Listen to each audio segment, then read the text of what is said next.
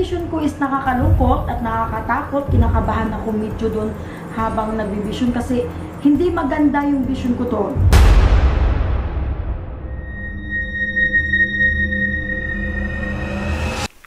Hello po mga Kapi-TV, sa video na ito ay tatalakayin natin ang masasamang pangitain sa buong bansa ayon sa mga visions ni Madam Rudy Baldwin. Pero kung ikaw ay hindi pa nakasubscribe sa aking channel, baka naman.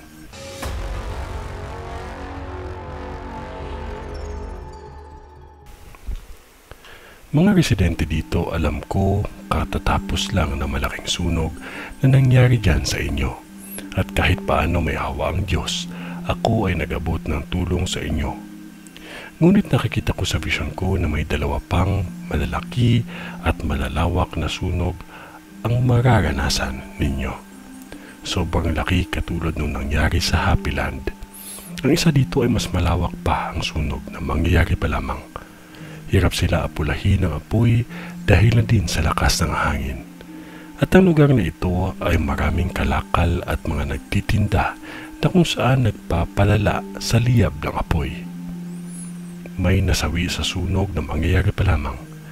Kahit ang barangay hall ay hindi nakaligtas at nadamay sa sunog, siguraduhin ninyo na nakasara ang gas ninyo pagkatapos magluto dahil sa vision ko may malakas na sumabog at mabilis ang pagkalat ng apoy. Natupok ang tatlong magkabilang kalsada. Ang isang sunog ay sa lugar na kung saan daanan ito ng mga truck at sa kabila ay mga kabahayan. May mga tindahan akong nakikita at ang isang lugar ay sa magkabilaan ang mga bahay. Magkatapat lang sa kalsada. Magkatapatan lang sa kalsada, ngunit inabot ng apoy ito. Kaya lumawak ng ganyang kalaki.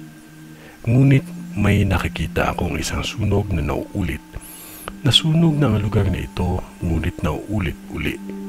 Nasunog ang kadugtong nito. Naapula siya pero natupok halos lahat. Minsan may mga bagay tayo na hindi napapansin na akala natin safe na. Mag-iingat lamang dahil ito ay mangyayari pa lamang.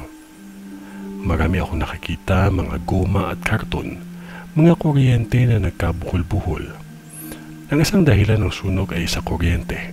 Sumabog ito dahil sa hindi nakinaya sa daming nakakonekta o gumagamit. May nag-charge na napabayaan sa sasakyan. Kahit magandang bahay ay hindi nakaligtas sa sunog na ito. Kahit mga negosyo na kalapit ng sunog ay nadamay. May mga bahay na maayos at malaki ang hindi din nakaligtas sa apoy. Sobrang lawak ang nasunog na ito na maihahambing nyo sa kamakailan lang na sunog. Mag-maingat lamang sa pagmamaneho. Ingatan ninyo ang mga anak ninyo dahil may nakuryente. Hindi lang isang bata ito, hindi lang dalawa dahil sa paglalaro ng kuryente. Lahat nasawi. Bantayan ninyo ang mga anak ninyo at turuan sila sa mga bagay na ikakapahamak nila. At kung hindi pa maunawaan, ingatan niyo po sila. Uulitin ko po ulit sa mga residente dito, may dalawang sunog pa na malaki ang magaganap sa inyo. Kaya maging maingat sa lahat ng mga bagay na magiging sanhi ng sunog at huwag tayo makalimot na manalangin.